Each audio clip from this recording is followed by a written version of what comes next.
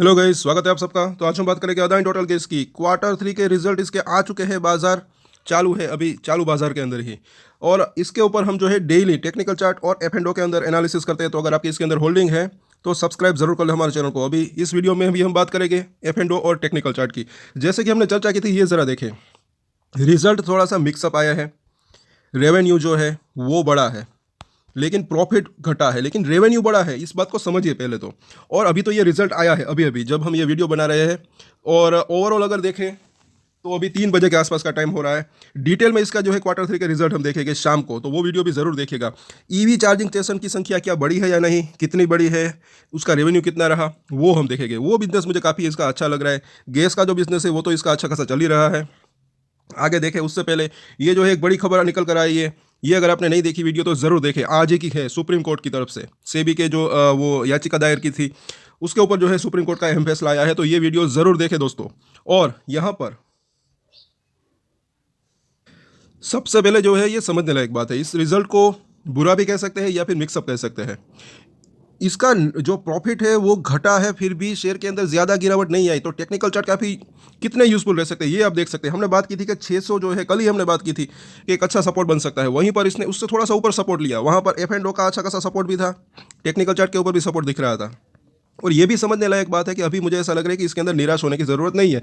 बाजार जो होता है वो पहले ही जो है रिजल्ट हो या फिर फ्यूचर प्रिडिक्ट करने की कोशिश करता है, ऐसा मुझे लग रहा है। इसी वजह से इसके अंदर थोड़ी सी ये गिरावट पहले से ही आ चुकी थी, ऐसा लग रहा है कहीं ना कहीं। लेकिन आने वाला समय इसके लिए बेहतर रह सकता है। क्यों, वो हम देखेंगे। कि पहले तो यहाँ पर देखें कि Adani total gas quarter 3 result और मुनाफा घटते ही 3% टूटा स्टॉक। और हालांकि आई जो है रेवेन्यू वो बड़ा है, मार्जिन और रेवेन्यू सॉरी मार्जिन तो बड़ा घटा है लेकिन रेवेन्यू जो है वो बड़ा है।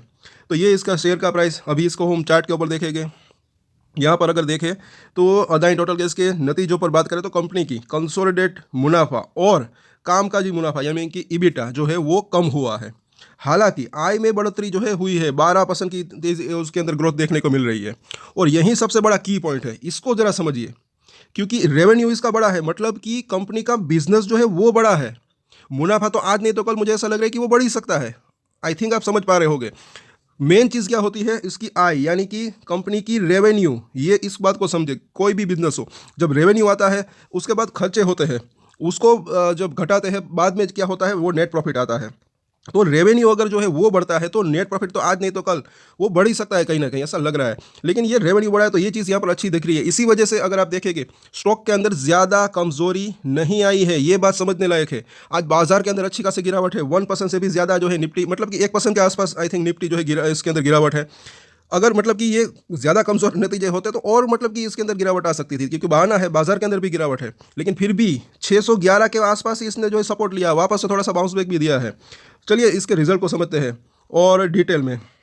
कि दिसंबर तिमाही में जो है इनका कंसोलिडेट मुनाफा 142 करोड़ पर आ गया। पिछले साल कितना था, 177 करोड़ था इसी क्वार्टर के अंदर। पिछले क्वार्टर से भी कम आया, पिछले साल से भी कम आया, जो कि 19% की अगर जो है यहाँ पर ईयर ऑन ईयर गिरावट देखने को मिल रही है इसके प्रॉफिट के अंदर। और हालांकि रेवेन्यू जो है वो सालाना आधार के ऊपर जो है 12% की उसके अंदर बढ़ोतरी देखने को मिली। पिछले साल 1244 करोड़ रुपए इसकी रेवेन्यू थी और इस साल 1400 करोड़ रुपए तक इसका रेवेन्यू पहुंच गया है। तो ये चीज़ इसकी की पॉइंट अच्छी यहाँ पर लग रही है। और आगे देखें इसका ईबिटा, तो कंसोलिडेट ईबिटा यानी कि कामकाजी मुनाफे जो है उनकी बात करें तो सालाना आधार पर 8.3% की उसके अंदर जो है बढ़त देखने को मिली साल दर साल अगर बात करें। और पिछले कारोबारी साल में कितना था, 288 करोड़। और लेकिन चालू कारोबारी साल की दिसंबर तिमाही में ये घटकर यहाँ पर, मतलब कि यही जो है बात हमने की थी वीडियो की शुरुआत में, यहाँ पर टाइपिंग मिस्टेक होगी, मुझे भी थोड़ा सा यहाँ पर कंफ्यूजन हुआ।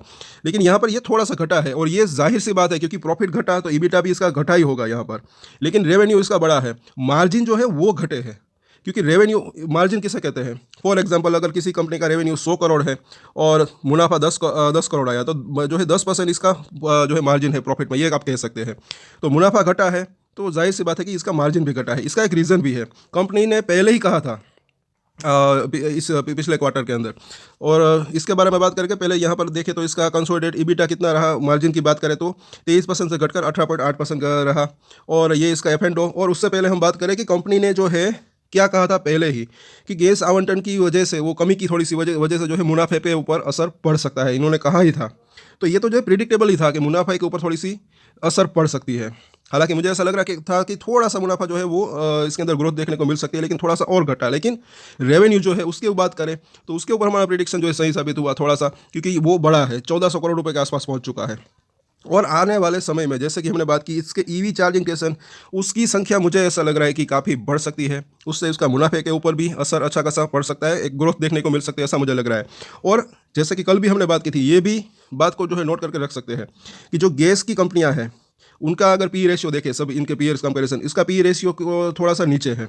लेकिन ईवी चार्जिंग स्टेशन बनाने वाली जो उसका स्पेयर पार्ट बनाती है जो कंपनियां, उनका पी रेशियो अगर देखेंगे तो वो काफ़ी हाई है। उसके ऊपर हम एक जो है डिटेल में वीडियो बनाएंगे, तो सब्सक्राइब जरूर कर लें हमारे चैनल को। तो उस वजह से ये भी हो सकता है कि इसका पी रेशियो अभी थोड़ा सा हाई दिख रहा है। तो मुझे ऐसा लग रहा है कि जैसे जैसे ये आने वाले समय में अगर ईवी चार्जिंग स्टेशन की संख्या ये बढ़ाने में कामयाब रहते हैं, तो इसका जो है प्रॉफिट और रेवेन्यू आगे चलकर अच्छा बढ़ने की संभावना रह सकती है। और उसके लिए मुझे ऐसा लग रहा है कि देश के अंदर जैसे जैसे इलेक्ट्रिक व्हीकल की अभी संख्या और बढ़ रही है, आगे और बढ़ सकती है, तब जो है इसके ईवी चार्जिंग स्टेशन भी अच्छा खासे बढ़ने की संभावना रह सकती है। और जिनको नहीं पता उनको मैं बता दूं कि कंपनी ने शायद पिछले साल कहा था कि वो 75,000 जो है ईवी चार्जिंग स्टेशन उनका एक लक्ष्य है बनाने का, लगाने का 2030 तक। और धीरे धीरे उनकी संख्या बढ़ सकती है, तो मुझे ऐसा लग रहा है कि तब इसके अंदर अच्छी प्रॉफिट की संभावना रह सकती है। अभी F&O का अंदर क्या हो रहा है, तो ये ज़रा देखें। यहाँ पर अगर देखें तो अभी भी 620 600 ये एक अच्छा खासा की सपोर्ट लेवल बना हुआ है, वहाँ पर अच्छा खासा जो है ओपन इंटरेस्ट बिल्डअप है, फ्रेश पुट रेटिंग भी हो रही है। अभी ये इंट्राडे का हाल है, 3 बजे के आसपास का अपडेट। और जैसे कि हमने बात की थी कि ये 600 रुपये जो है अच्छा खासा सपोर्ट बन सकता है, क्योंकि वहाँ पर है अच्छा खासा पुट रेटिंग। तो ट्रेडर्स को अभी शॉर्ट टर्म की बात करें तो ये लग रहा है कि इसके नीचे जाने की संभावना कम हो सकती है। और उसके नीचे की अगर बात करें तो वो जो है 580 के ऊपर, वहाँ पर भी एक थोड़ा सा फ्रेश जो है पुट राइटिंग हुई है हल्की सी। लेकिन अभी ये जो है 600 रुपये एक अच्छा खासा की सपोर्ट हो सकता है। तो अभी सपोर्ट एरिया जो है ओवरऑल अगर देखें तो वो 5 ही दिख रहा है। सामने क्या हो रहा है, तो कॉल राइटिंग में अगर देखें तो जाहिर सी बात है थोड़ी सी स्टॉक के अंदर कमजोरी है, बाजार के अंदर कमजोरी है, तो ये यहाँ पर मंदोड़िए जो है थोड़ा सा हावी होने की कोशिश कर रहे हैं, ऐसा लग रहा है। और ओपन इंटरेस्ट जो है सबसे ज़्यादा बिल्डअप यहाँ पर हुआ है 650 के ऊपर। तो अभी ये एक जो है रेंज छोटी सी बनी हुई है, 600 से 650 का लेवल। ऊपर में अगर देखें तो 700 का लेवल, वो एक की रजिस्टर अभी बना हुआ है यहाँ पर। अगर देखें अगर 650 को क्रॉस करता है तब की बात है, बाकी अभी छोटी रेंज इसकी ये यहाँ पर दिख रही है। सो ओवरऑल इसके चार्ट के ऊपर देखें, इसके ऊपर हम डिटेल में चर्चा करेंगे, क्लोजिंग कहाँ पर होती है वो भी देखेंगे, साथ साथ F&O के अंदर आखिर में क्या होता है वो भी हम देखेंगे शाम को डिटेल में। तो 622 का प्राइस है, नीचे से हल्की सी रिकवरी भी देने की कोशिश की, ये ज़रा देखें, क्योंकि प्रॉफिट जो है घटा, बाजार के अंदर भी गिरावट, फिर भी ये 3% के आसपास की गिरावट है। तो ये इसको मतलब कि थोड़ा सा पॉजिटिव वे में ही ले सकते हैं। अभी भी ये 600 के आसपास सपोर्ट लेने की कोशिश कर रहा है। तो इसका सपोर्ट और रजिस्ट्रेशन देखें तो बस एक ही सपोर्ट यहाँ पर 600 से लेकर 580 का जोन यहाँ पर दिख रहा है। रजिस्ट्रेशन की बात करें, पहला रजिस्टर्ड एरिया इसका 630 और 650 का जोन, क्योंकि यहाँ पर अच्छा खासा कॉल राइटिंग है। और उसके ऊपर तो है जो है 700 से लेकर 720 का जोन। तो ये दो इसके जो है सब एक रजिस्टर्ड एरिया यहाँ पर दिख रहा है। शॉर्ट टर्म की हम बात करें ये ना भूलें। और लॉन्ग टर्म की बात करें तो मुझे ऐसा लग रहा है कि अच्छी तेज़ी की संभावना रह सकती है। जो लोग ऊपर में फंसे हुए हैं उनके प्राइस मुझे ऐसा लग रहा है कि आ सकते हैं, लेकिन थोड़ा वक्त लग सकता है। और ख़ास करके हम शाम को देखेंगे ईवी चार्जिंग स्टेशन की संख्या कितनी बड़ी डिटेल में, या बड़ी है या नहीं, और उसका रेवेन्यू कितना रहा, सब हम देखेंगे। तो सब्सक्राइब ज़रूर कर लें हमारे चैनल को। और डिटेल में और भी कुछ अपडेट आएगी तो उसके ऊपर भी चर्चा करेंगे। कंपनी के मैनेजमेंट की तरफ से क्या बयान आता है वो भी देखना बनता है। सो सब कुछ हम जो है चर्चा करेंगे। तो आज के वीडियो में इतना ही। और एक स्टैंडर्ड डिस्क्लेमर जो कि मैं हमेशा देता हूँ, आप कोई भी ट्रेड ले उससे पहले अपनी रिसर्च करें, अपने फाइनेंशियल एडवाइजर की सलाह ले, उसके बाद ही कोई डिसीजन ले। और डिसीजन ले तो उसकी जिम्मेदारी मेच्योरिटी के साथ खुद ही ले। ये वीडियो मैंने एजुकेशन पर्पस के लिए बनाई, मेरी तरफ से कोई भी बाय या सेल की रिकमेंडेशन नहीं है। Thank you.